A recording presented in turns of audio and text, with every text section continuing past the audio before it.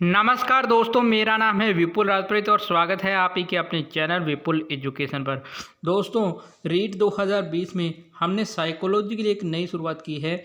मैंने RBSC class 11th की जो बुक थी, जो सिलेबस के हमारे पार्ट थे, वो मैंने सारे कंप्लीट करवाए थे। अब जो है मैं एनसीईआरटी की 12वीं क्लास की बुक स्टार्ट कर रहा हूँ। दोस्तों, आरबीएससी की नहीं, एनसीईआरटी की 12वीं की मैं बुक स्टार्ट कर रहा हूँ और इसके अंदर मुझे जो सिलेबस के अकॉर्डिंग टॉपिक मिलेंगे उनको मैं कराता जाऊँगा। और लगभग अपना जो टाइम है वह यही रहेगा।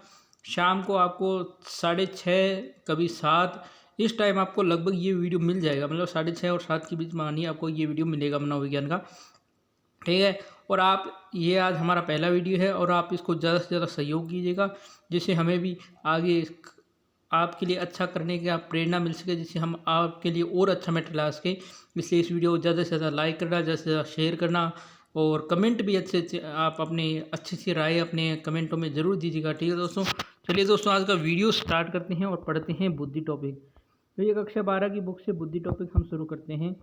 तो देखो, व्यक्तियों की पारस्परिक भिन्नता जानने में बुद्धि एक मुख्य निर्मित है। यानी व्यक्तियों की पारस्परिक या भिन्नता, यानी दो व्यक्तियों में, दो व्यक्ति मान लो, यानी एक ये व्यक्ति ए है और ये व्यक्ति बी है। इन दोनों के बीच में जो पारस्परिक यानी परस्पर क्या भिन्नता है, इसको जानने का एक मुख्य जो साधन है दोस्तों, एक नियमित है, वो क्या है दोस्तों? बुद्धि। अब आप पूछोगे कैसे? तो इन दोनों के बीच में हम बुद्धि के द्वारा ये पता कर सकते हैं कि किसके अंदर कैसे गुण हैं और किसके अंदर कैसे गुण हैं, ये हम बुद्धि द्वारा पता कर सकते हैं। किसी व्यक्ति की बुद्धि जानने से यह भी ज्ञात होता है कि वह अपने पर्यावरण के अनुरूप अपने व्यवहार को किस प्रकार अनुकूलित करता है। यानी जब हम किसी व्यक्ति की बुद्धि को जान लेते हैं तो हमें ये पता चलता है कि यह व्यक्ति जो है अपने पर्यावरण यानी अपने वातावरण के प्रति अपने व्यवहार से किस प्रकार अनुकूलित करता है, यानी एडजस्टमेंट कैसे करता है, यानी ये अपने व्यवहार के प्रति एडजस्टेबल है या नहीं। इस खंड में आप बुद्धि तथा उसके विभिन्न स्वरूपों के बारे में पढ़ेंगे। सामान्य जन बुद्धि के स्वरूप के बारे में जो समझते हैं, मनोवैज्ञानिकों द्वारा उससे बिल्कुल बिल्कुल भिन्न ढंग से इसे समझाया जाता है। यानी जो आम व्यक्ति जो बुद्धि के बारे में जो धारणा रखते हैं और साइकोलॉजिस्ट जो है मनोवैज्ञानिक, वो इससे बिल्कुल अलग भावना रखते हैं, अलग धारणा रखते हैं। यदि आप किसी बुद्धिमान व्यक्ति के व्यवहारों का प्रेक्षण करें तो आप पाओगे कि उसमें मानसिक सतर्कता, हाजिर जवाबी और शीघ्र सीख लेने की योग्यता और संबंधों को समझने की योग्यता अनेक गुणों से। यानी जब भी हम किसी बुद्धिमान व्यक्ति में देखेंगे तो एक तो उसमें मानसिक सतर्कता, मेंटल अलर्टनेस ज़्यादा होगी, यानी वो मानसिक रूप से हर चीज़ के लिए सतर्क होगा, तैयार होगा। दूसरी हाजिर जवाब, हर बात का हाजिर जवाब होगा। आप उससे कोई भी सवाल पूछोगे वो तुरंत जवाब देगा, जिसको कहते हैं हाजिर जवाब। जैसे बीरबल था ना, बीरबल, उस प्रकार के। शीघ्र सीख लेने की योग्यता, हर चीज़ को वो शीघ्रता सीखता है, यानी उसके लिए कोई काम कठिन नहीं होता है, वो कठिन से कठिन लगने वाली चीज़ को आसानी से सीख लेता है।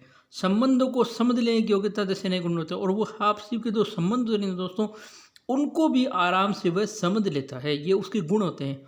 ऑक्सफोर्ड शब्दकोश यानी ऑक्सफोर्ड जो डिक्शनरी है, उसने बुद्धि को प्रत्यक्ष करने यानी प्रेसेविंग, सीखने, लर्निंग, समझने, अंडरस्टैंडिंग और जानने, नोइंग की योग्यता के रूप में परिभाषित किया है। यानी ऑक्सफोर्ड के द्वारा कहा गया कि बुद्धि क्या है? प्रत्यक्षण करना है, सीखना है, समझना है और जानना, ये सब की योग्यताओं का नाम बुद्धि दिया है ऑक्सफोर्ड यूनिवर्सिटी ने।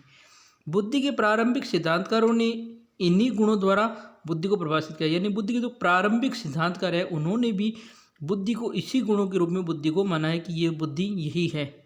जैसे अल्बर्ट बिन्ने ने बुद्धि के विषय पर शोध करने वाले पहले मनोवैज्ञानिक से एक थे। यानी बुद्धि पर सबसे पहले जो शोध किया था वो थे दोस्तों अल्बर्ट बिन्ने, जो बुद्धि पर सर्वप्रथम शोध करता थे। उन्होंने बुद्धि को अच्छा निर्णय लेने की योग्यता, अच्छा बोध करने की योग्यता और अच्छा तर्क प्रस्तुत करने की योग्यता के रूप में परिभाषित किया। यानी बिन्ने ने कहा कि बुद्धि क्या है? एक अच्छा निर्णय लेने वाली योग्यता है, अच्छा बोध करने वाली यानी जानने की योग्यता है, अच्छा तर्क करने की योग्यता है। ये सब बातें किसकी है? अल्बर्ट बिन्ने की। इसके बाद वेस्लर मोदी ने कहा कि जिनका बनाया गया बुद्धि परीक्षण बहुत व्यापक रूप से उपयोग किया जाता है। यानी वेस्लर का जो बुद्धि परीक्षण है बहुत व्यापक रूप से उपयोग किया जाता है। बुद्धि को उसकी प्रकार्यात्मकता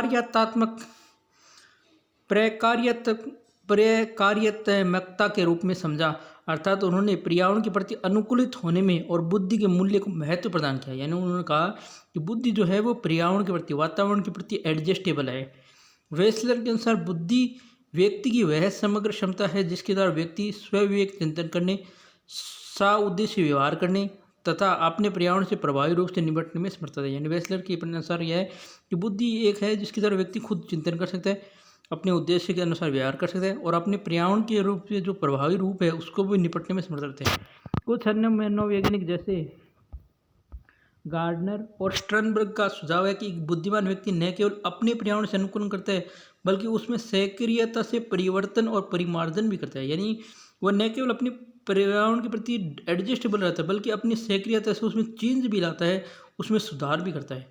आपको बुद्धि का संप्रदाय और उसका क्रमिक विकास, बुद्धि के कुछ महत्वपूर्ण सिद्धांतों की विवेचना करने के उपरांत समझ में आएगा। अब देखो दोस्तों, बुद्धि के सिद्धांत। बुद्धि के सिद्धांत में है पहला, मनोवैज्ञानिकों ने बुद्धि के अनेक सिद्धांतों का प्रतिपादन किया। इन सिद्धांतों को मोटे तौर पर मनोमित्मिक संरचनात्मक उपागम अथवा सूचना प्रक्रमण उपागम का प्रतिनिधित्व करने वाले दो भागों में बांटा गया।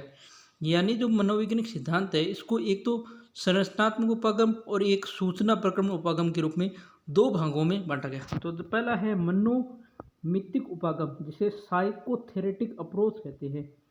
साइकोथेरेटिक अप्रोच में बुद्धि को अनेक प्रकार की योग्यताओं का एक समुच्चय माना जाता है। यानी जो मनोमित्तिक उपागम वाले जो विद्वान हैं वो ये मानते हैं कि बुद्धि अनेक प्रकार की योग्यताओं का एक समुच्चय है, एक संगठन है।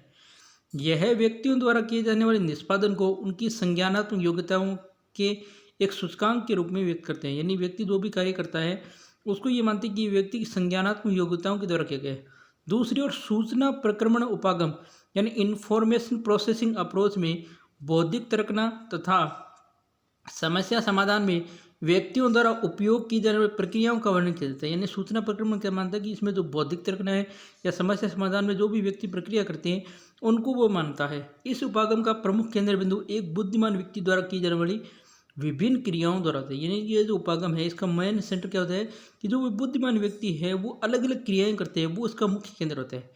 बुद्धि की संरचना तथा उसमें अंतर्निहित विभिन्न विमाओं पर अधिक ध्यान न देकर सूचना प्रक्रमण उपागम बुद्धिमत्तापूर्ण व्यवहारों में अंतर्निहित संज्ञानात्मक प्रक्रियाओं के अध्ययन पर बल देता है। यानी ये जो आपकी सूचना प्रक्रमण जो उपागम है ये क्या करते हैं, ये बुद्धि की जो संरचना है या उसके अंतर के जितनी भी विमाएं उन पर ध्यान नहीं देकर बुद्धि के व्यवहार में अंतर्निहित जो संज्ञानात्मक प्रक्रिया सिर्फ उस पर व्यक्ति का उस पर ही अध्ययन पर बल देता है। अब हम इन दोनों उपागमों के कुछ प्रतिनिधि सिद्धांतों का वर्णन प्रस्तुत करेंगे। हम पहले बता चुके हैं कि बुद्धि के संप्रत्यय को मानसिक संक्रियाओं के रूप में औपचारिक बनाने का सर्वप्रथम प्रयास अल्फ्रेड बिन्ने ने किया था। यानी बुद्धि का जो संप्रत्यय है उसको मानसिक संक्रियाओं को औपचारिक बनाने का प्रयास बिन्ने ने किया था। बिन्ने के पहले बुद्धि के संबंध में साधारण वर्ण भिन्न भिन्न सांस्कृतिक परंपराओं में उपलब्ध अनेक दार्शनिक निबंधों में मिलते हैं। यानी बिन्ने से पहले जो है वो बुद्धि के बारे में जो संबंध है वो अलग अलग जो सांस्कृतिक परंपराओं में उपलब्ध दार्शनिकों के निबंध है इनसे मिलते हैं।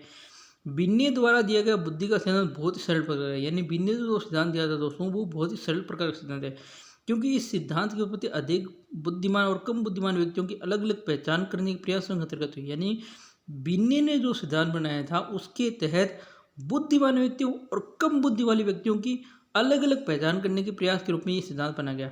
इसीलिए बिन्ने ने बुद्धि की योग्यताओं का समुच्चय माना जिसका उपयोग व्यक्ति के पर्यावरण में स्थित किसी एक अथवा समस्त समस्याओं के समाधान में किया जाता है। यानी बुद्धि जो है इसने क्या कहा कि ये एक समुच्चय है जो व्यक्ति के पर्यावरण में स्थित या और कितनी भी समस्या है उनके समाधान करने में उपयोगी बना। इसका सिद्धांत बुद्धि के एक कारक सिद्धांत कहा जाता है। यानी अल्फ्रेड बिन्ने का सिद्धांत क्या था, एक कारक सिद्धांत, वन फैक्टर थ्योरी जो है वो अल्फ्रेड बिन्ने का सिद्धांत है।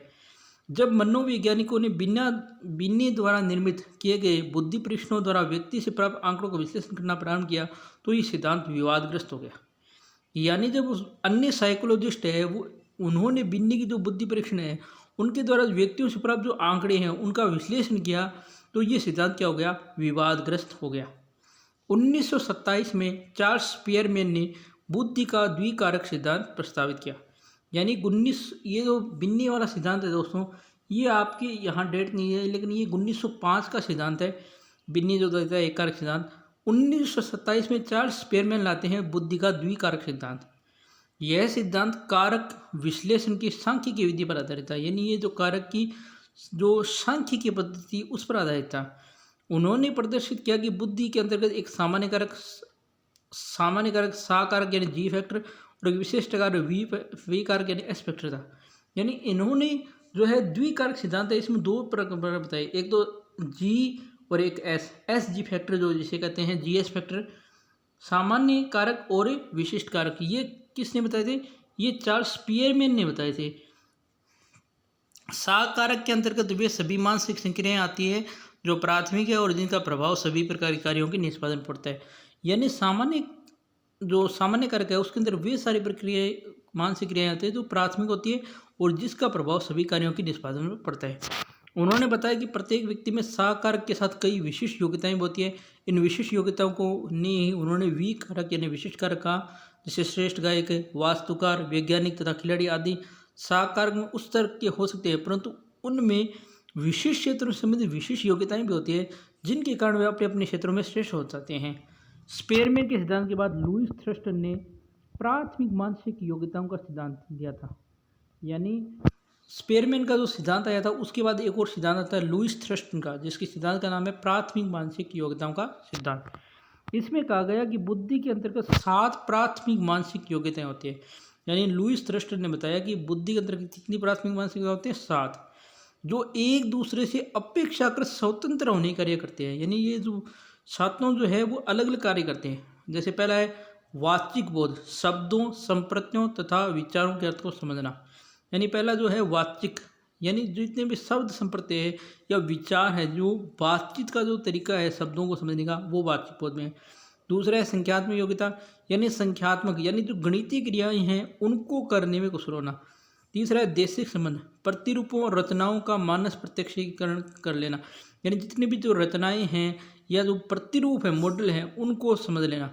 चौथा है प्रात्यक्षिक गति, यानी विस्तृत प्रत्यक्षीकरण समझना, यानी जो विस्तृत प्रत्यक्षीकरण जो है उसको समझने की गति। पांचवा है शब्द प्रवाह, शब्दों का प्रवाह और नमनीयता के साथ उपयोग करना। छठा है समृद्धि, सूचनाओं के पुनः स्मरण में परिशुद्धता। सातवां है आगमनात्मक तर्कना, दिए गए तथ्यों से सामान्य नियमों को व्युत्पन्न करना।